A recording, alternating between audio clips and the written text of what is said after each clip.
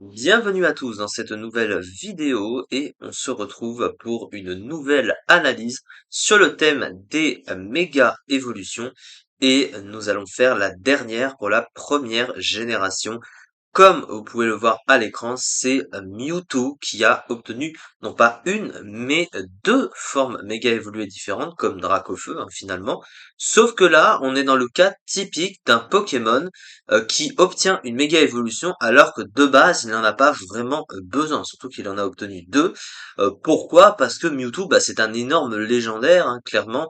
Un légendaire avec des stats de légendaire, avec un potentiel de légendaire qui est donc pas vraiment jouable sur cartouche de base, à part certains jeux ou des combats en ligne ou sur Shodan évidemment. Mais sinon, voilà, c'est un peu spécial. Et en fait, Mewtwo est déjà très fort de base. On va analyser évidemment le Pokémon avant de parler de ses formes méga évoluées comme on le fait à chaque fois. Et du coup, bah, dans le Pokédex, c'est le dernier de la première génération ayant reçu une forme méga évoluée. Ce n'est pas le seul à avoir profité de ce type, de ce cas de figure. Alors, Primo Groudon ne compte pas, pardon, parce que c'est une Primo Résurgence. Mais il y a aussi Rayquaza, évidemment, qui également possédait, enfin, a obtenu une méga évolution qui l'a rendu extrêmement fort et même très très fort, alors que de base Rayquaza est déjà très fort. Là, c'est exactement la même chose. Donc du coup, on va s'intéresser comme d'habitude aux Pokémon de base, qu'on va bien analyser évidemment, et ensuite on s'intéressera aux formes méga évoluées pour voir quand même ce qu'elles ont apporté, mais vous allez voir que on est vraiment dans le cas où là, bon, c'est vraiment, ouais, ils ont vraiment rajouté beaucoup de puissance à un Pokémon qui, encore une fois, n'en avait pas vraiment besoin. Du coup, alors, on va d'abord parler de Mewtwo. Qu'est-ce que c'est Mewtwo en stratégie de base, donc le légendaire de la première génération? Il faut noter en termes d'anecdote que c'est le seul Pokémon dans l'entièreté du jeu qui a été le plus fort d'une génération entière. En première génération, les légendaires disponibles et fabuleux disponibles, ben, il y avait des oiseaux légendaires, mais c'était moins fort que Mewtwo. Je rappelle qu'en première génération, le spécial ne faisait qu'une stat, donc il avait 154 en attaque spéciale et 154 en défense spéciale, mais ça, on reviendra précisément sur les statistiques derrière. Et en fait, il était trop dur à one-shot, même il dépassait Mew, évidemment. Les oiseaux légendaires, évidemment, le seul Pokémon qui pouvait venir sur Mewtwo, c'est Mewtwo lui-même, donc c'est clairement ça. Donc Mewtwo, en première génération, c'était le Pokémon le plus fort, mais avec les générations, les Pokémon qui ont suivi, il est devenu de moins en moins fort, comme la plupart des Pokémon en général, à part certains qui, quand ils sont arrivés, étaient déjà très forts et sont restés top tier et très forts. On prend l'exemple assez vite d'Yveltal, Yveltal arrivé en sixième génération, qui depuis est le meilleur Pokémon du jeu et de l'Uber. Donc vous voyez quand même le level. Alors, Mewtwo, de base, qu'est-ce que c'est du coup en stratégie? Donc, Pokémon légendaire, je l'ai dit. On va commencer par le type. Donc, du coup, il a le type Psy pur. Et le type Psy, même pour un légendaire, c'est pas incroyable, très clairement. Parce que le type 6, c'est un type qui aujourd'hui est considéré comme assez moyen. Alors, il n'est pas mauvais à l'instar d'autres types, comme le type normal, le type plante, le type glace ou le type insecte. Le type 6 est juste assez moyen parce que, défensivement, il a quand même trois faiblesses, pardon, assez gênantes au type insecte, ténèbres et spectre. Alors, le type insecte, c'est bien sûr la très fameuse faiblesse à l'attaque demi-tour. Donc ça, c'est une attaque très spammée en stratégie qui permet de prendre le momentum sur un tour par rapport à l'adversaire. La faiblesse au type ténèbres, c'est notamment une faiblesse à sabotage, à coup bas aussi, puisque c'est une priorité très dangereuse pour Mewtwo, parce que les Pokémon de type ténèbres du Uber, Yveltal en première position, c'est évidemment très gênant. La faiblesse spectre, c'est aussi assez gênant parce qu'on a évidemment, comment il s'appelle, Calyrex, Shadow, bon ça c'est en huitième génération, bien sûr, sinon, il y a Marshado, Marshado qui est très dangereux avec aussi la priorité du coup ombre portée, qui peut être assez vénère. Il y a Lunala aussi, donc le T-Spec est aussi gênant en termes de faiblesse. Au niveau des résistances, il en a deux, une à lui-même et une au type combat. C'est pas très équilibré en termes de résistance et de faiblesse. Alors la résistance combat, c'est quand même une très bonne résistance, hein, puisque c'est un des trois stats super efficaces sur le type acier. Donc l'avoir du coup en résistance, c'est pas mal. La résistance psy elle-même, c'est moins ouf, clairement, mais bon, hein, il faut pas s'en plaindre non plus. Offensivement, bah, le type psy est pas incroyable non plus. Il est super efficace sur deux types, le type combat et le type poison. Le type poison est pas extrêmement répandu, alors ça reste un des meilleurs types défensifs du jeu, mais pas très présent non plus. Alors du coup, bon, voilà. Euh, le type combat, par contre, bon, être super efficace sur le type combat, ça c'est plutôt fort, mais ça s'arrête là. Et à côté, le type psy n'a que un coverage note correct et pas vraiment grand-chose autour. Et surtout, il est résisté par le meilleur type défensif du jeu, le type acier, et le type ténèbres, vous le savez, il est immunisé, et en plus il est super efficace dessus, et le type ténèbres est très dangereux du coup pour le type psy, et pour Mewtwo, et il est présent en Uber comme j'ai pu citer en exemple. Alors ensuite, au niveau des talents du Pokémon, le premier talent, c'est Pression. Alors Pression, c'est un talent qui fait en sorte que les points de puissance dépensés par l'adversaire pour chaque capacité, au lieu d'en perdre un, il va perdre le double à chaque fois, donc 2 points de puissance par capacité utilisée au lieu d'un, ce qui peut, à force de tanker les coups et donc du coup de faire spammer les attaques à l'adversaire sur votre Mewtwo, de lui faire dépenser des points de puissance. Malheureusement, même si il a un bulk, on va dire, de légendaire, hein, il a un bon bulk, mais c'est pas vraiment adapté parce qu'il adopte assez rarement des rôles très défensifs. Alors il a un excellent move pool quand même, on va y venir évidemment, mais c'est pas vraiment le meilleur Pokémon de la Terre pour faire ce rôle, et même s'il a des stats de légendaire et un bulk approximativement de gros légendaires, même si t'as des légendaires plus bulky que ça, donc c'est pas vraiment trop adapté. Son deuxième talent est moins ouf, hein, c'est Tension qui empêche l'adversaire de manger des baies. Alors ça, c'est vraiment pas incroyable, surtout c'est des sets qui sont trop situationnels pour l'adversaire, où il faut donc d'avoir une baie. Non, c'est vraiment pas terrible. Alors ensuite, on va s'intéresser maintenant aux statistiques du Pokémon, et ce sont bah, des statistiques légendaires, hein, on s'en doute, et regardez un petit peu hein, la répartition et ce qu'elle est, et on voit pourquoi c'est très fort. Il a une attaque spéciale énormissime, hein, 154 d'attaque spéciale, c'est énorme, c'est supérieur à certains autres légendaires, notamment Kyogre, ou Palkia, ou Dialga, ou d'autres trucs, hein, c'est très très fort, c'est supérieur à Rayquaza aussi, qui ont 150 en général. Donc du coup, bah, il tape extrêmement fort hein, sur le spécial. Il a aussi une attaque de 110 qu'il utilise beaucoup plus rarement, mais qui serait pas inutilisable, hein. Il a quelques options physiques, mais c'est vraiment plutôt un Pokémon joué exclusivement spécial, et vu la différence de puissance, voilà. Mais voilà, il a une petite versatilité qu'il ne faut quand même pas négliger. Mais du coup, on va venir ensuite sur cette différence avec ses méga évolutions. Alors ensuite, sa vitesse, eh ben, il a 130 de vitesse, donc c'est une excellente statistique de vitesse, surtout pour un tir comme le Uber, où la plupart des gros légendaires sont moyennement rapides, on va dire, entre 90 et 100 de vitesse, donc 130 c'est vraiment très fort. Alors il peut être mis en concurrence avec certaines méga évolutions qui vont être pratiquement aussi rapides que lui, qui ont moyen de tanker ses coups et derrière de pouvoir se setup en vitesse et du coup le dépasser, face à certains Scarf aussi, de Pokémon qui sont approximativement aussi rapides que lui, mais globalement 130 de vitesse c'est très bon pour le Uber. À côté son bulk, alors pour le Hubber, il est pas si exceptionnel que ça, parce qu'il y a des légendaires qui encore une fois ont plus de bulk. Il a 90 dans le défense, 106 en PV, qui reste un très bon bulk, encore une fois. Donc à ce niveau-là, il va évidemment pas s'en plaindre, mais d'autres légendaires vont mieux tanker que ça, évidemment. C'est un bulk approximatif à celui de Marshadow, hein, à peu de choses près. Donc il n'est pas exceptionnel, mais il est correct quand même pour un légendaire. Enfin, il est stable. Du coup, voilà pour les statistiques du Mewtwo de base.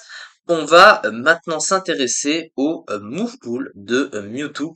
Et l'avantage de ce genre de Pokémon, surtout pour des Pokémon de première génération, en fait, c'est que, eh ben, en fait, vu qu'il est resté, c'est un des Pokémon qui est resté le plus longtemps il est depuis le début, hein, depuis l'apparition de Pokémon, depuis la première génération, et ben avec le temps, il a hérité de tous les moves qui sont venus globalement après, qui se sont rajoutés à l'excellent move pool qu'il avait déjà. Il a, on peut le dire assez largement, un des meilleurs move pools du jeu, hein. C'est un move pool qui ferait plaisir à beaucoup de Pokémon. Il a une myriade d'options de soutien et offensivement, donc il fait à peu près tout ce dont il a envie.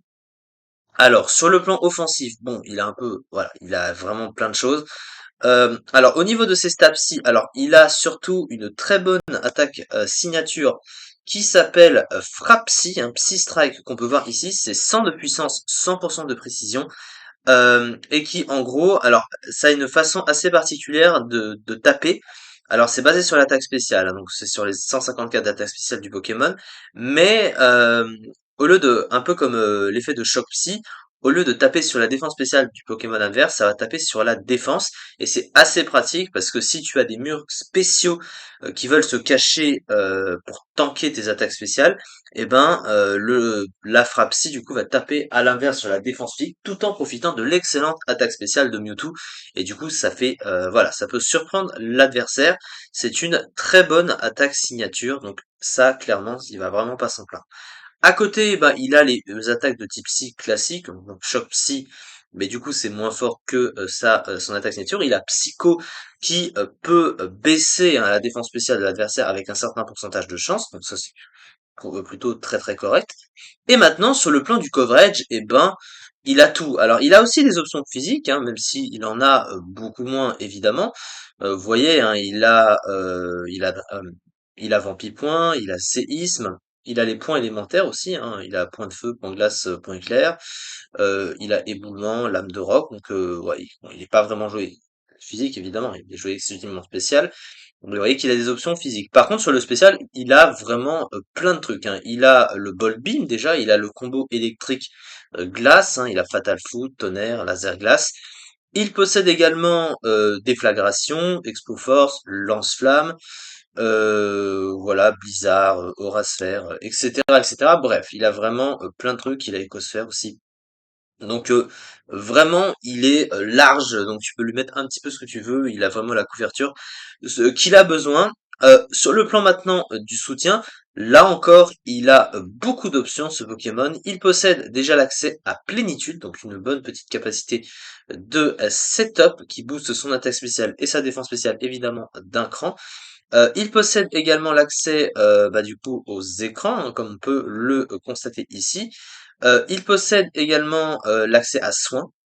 Donc voilà, hein, soin avec un Pokémon qui a de très bonnes statistiques, c'est évidemment très très fort. Il possède également, il a Provoque, du coup, Cage Éclair, il a Toxique, Tour Magique, Feu Follet également.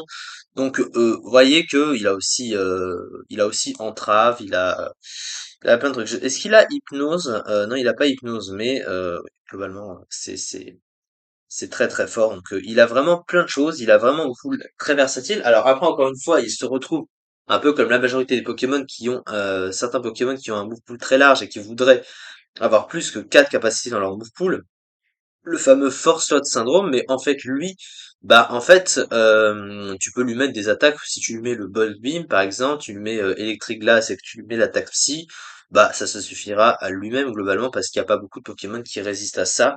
De toute façon, il y aurait juste Magnézone à la rigueur, mais du coup, bon, ça va, c'est pas non plus la mort, puisque Magnézone peut être assez facilement géré avec d'autres Pokémon, puisque ben, c'est un type acier, donc du coup il a des faiblesses assez gênantes sur les combats, vous savez. Donc du coup c'est assez facile à couvrir, du coup ben offensivement il a pas vraiment besoin de grand chose de plus. Il peut se mettre une capacité après dans son groupe pour passer tel ou tel Pokémon en fonction des menaces qu'il peut rencontrer, mais globalement bah, c'est quand même assez fort ce qu'il possède et on voit que le Moufle est vraiment, vraiment très très large. Là, c'est vraiment très fort pour lui. Euh, alors ensuite, qu'est-ce qu'on a donc on a parlé du Moufle. On va maintenant intervenir sur la fiche stratégique de Mewtwo uniquement, et ensuite on va parler des méga évolutions.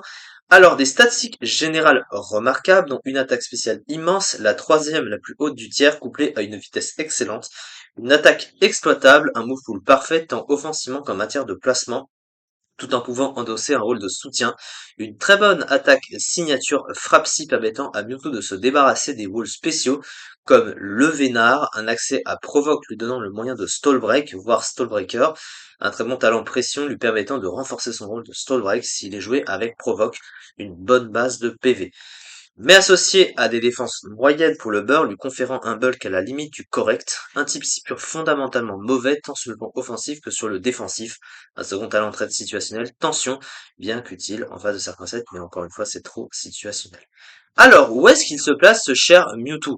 Bah avec les générations, comme je l'ai dit, hein, la venue de nouveaux Pokémon venant le menacer, évidemment, bah, ça l'a fait descendre avec le temps et du coup, actuellement, alors ça s'est perdu, je ne sais pas pourquoi, il est 33e alors du Uber, donc ça c'est les chiffres d'avant, hein, c'est pas les chiffres de la huitième génération puisque voilà, je vais au même endroit que les mégas quand elles existaient encore et il avait à peine 4% environ du Uber, alors c'est pas ouf hein, clairement comparé à d'autres. Vous voyez il y a des mégas, hein, Méga Cisaillux, Méga Lucario, Bless Fallon, enfin il y a plein de trucs qui Méga Sablé évidemment. Ouais, des walls, Giratina évidemment le gère très très bien. Il y a beaucoup de trucs en fait, des Pokémon très bulky qui peuvent assez facilement tanker ses attaques et derrière pouvoir le tuer parce qu'il a pas non plus un bulk exceptionnel. Donc vous voyez que c'est pas non plus le Pokémon le plus exceptionnel du Uber. Il était très fort par contre à ses débuts, mais avec le temps, voilà, comme certains, il est descendu. On va maintenant passer aux méga évolutions, donc aux formes méga évoluées de Mewtwo, puisque c'est un peu le but hein, de cette vidéo évidemment. On va commencer par la première, puisque il en a eu deux, comme je l'ai dit. Mega Mewtwo X, hein, qu'on peut voir juste ici. Alors, déjà en méga évoluant, il gagne un nouveau type, il gagne le double type Psy Combat. Psy Combat, c'est un type qu'on connaît avec Galam et du coup, sa méga, Charmina et sa méga aussi. Alors, Psy Combat, du coup, qu'est-ce que ça apporte globalement? Alors, défensivement, alors ça apporte une faiblesse, une résistance pardon au piège de roc, au type roche, donc ça c'est plutôt correct. Mais ça laisse quand même des faiblesses qui sont gênantes, hein. Il a toujours la faiblesse au type spectre. Il gagne une faiblesse au type vol, c'est assez gênant. Le type fée, évidemment depuis la sixième génération, c'est très gênant. Bah ça arrivait en même temps de toute façon.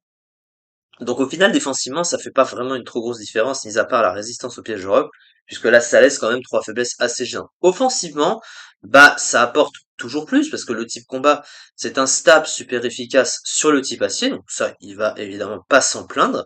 Donc offensivement, et un double type, du coup, apporte toujours offensivement plus qu'un monotype, surtout que le type C, bah, t'es pas un type incroyable offensivement.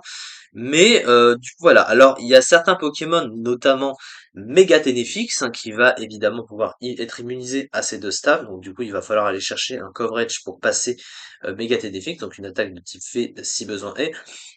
Sauf que, ben, comme on a pu le constater, alors j'en ai pas parlé, mais il n'a pas d'attaque de type fée, hein. Il a pas éclat magique, il a pas Moonblast.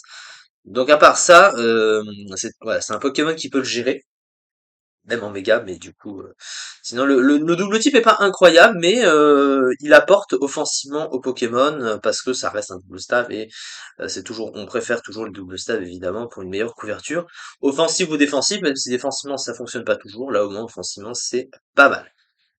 Mais du coup, quand on regarde les statistiques de Mega Mewtwo X, alors oui, j'ai pas parlé du talent. Alors le talent, on s'en fout un petit peu honnêtement parce qu'il obtient Impassible. Alors Impassible qui booste la vitesse du Pokémon s'il se fait flinch. Bah, c'est vraiment pas ouf, hein, très clairement.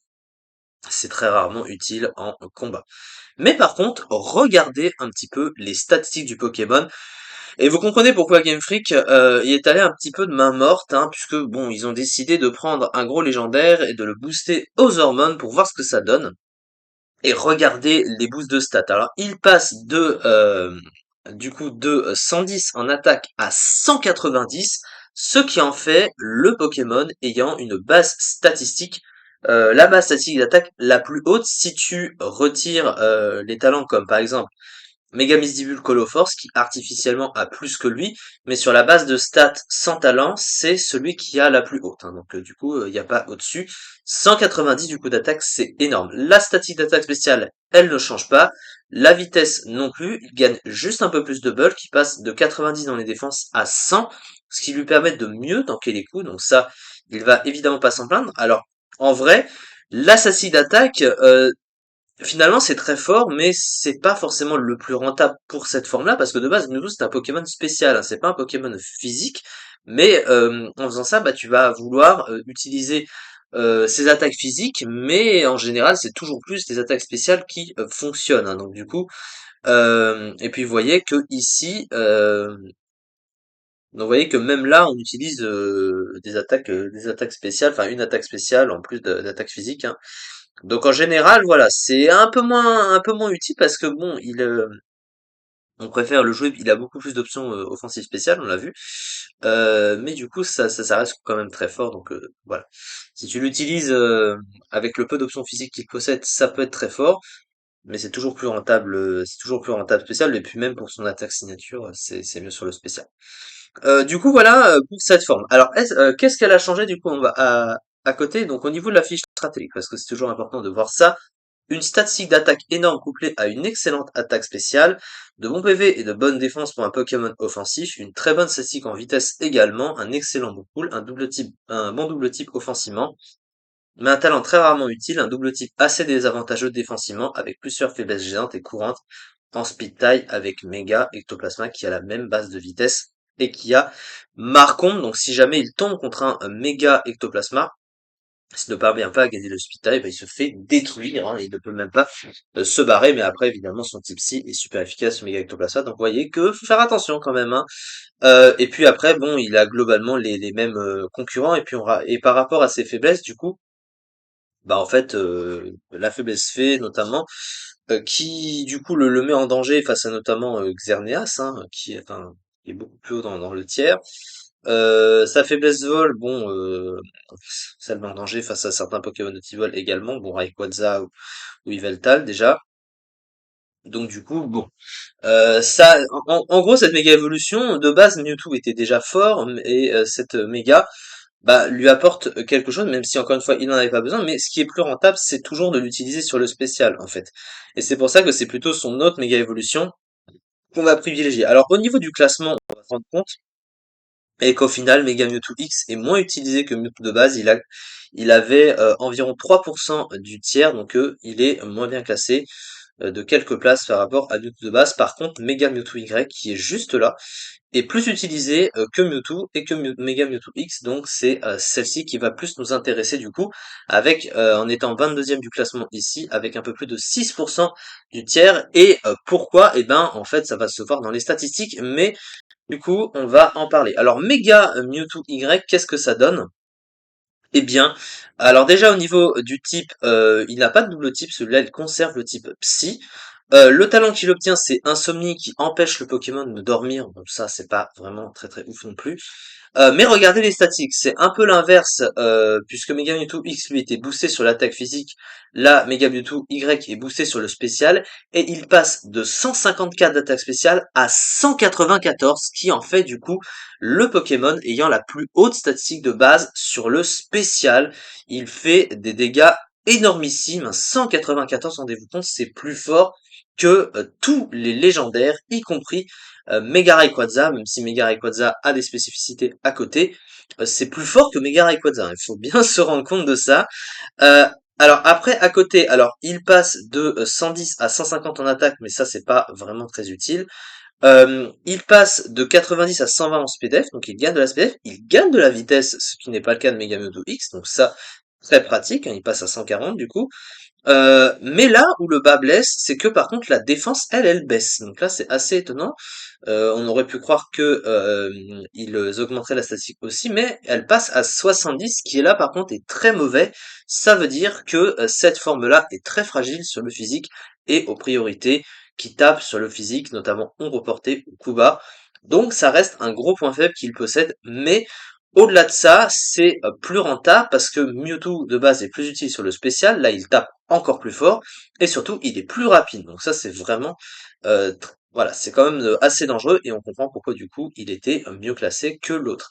Donc voilà, alors la fiche stratégique de Mega Mewtwo Y, du coup maintenant, la meilleure statistique d'attaque spéciale du coup du jeu, couplée à une statistique de vitesse plus qu'excellente, une très bonne statistique de défense spéciale et de bon PV, un bon move pool général, une excellente attaque signature stab frappe psy, une statistique de défense mauvaise pour le beurre, ce qui le rend fragile sur le plan physique et donc a de nombreuses priorités, un unique type cible plutôt mauvais défensivement, lui donnant des faiblesses courantes et moyens offensivement, un talent extrêmement situationnel.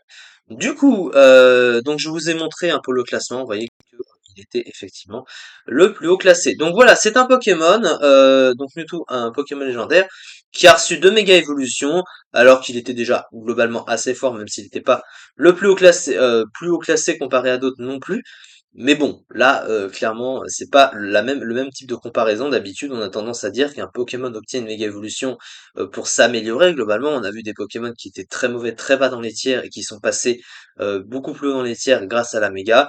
Mais là, le truc est déjà en hover, donc du coup, bon, hein, c'était pas forcément très utile. Mais voilà, c'est ça. Et du coup, ce qui achève nos analyses sur les méga évolutions de la première génération.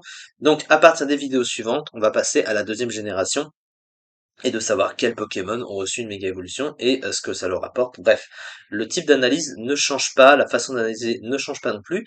Donc voilà, merci beaucoup du coup de m'avoir suivi pour cette vidéo et on se retrouve très prochainement pour la suite. Merci beaucoup.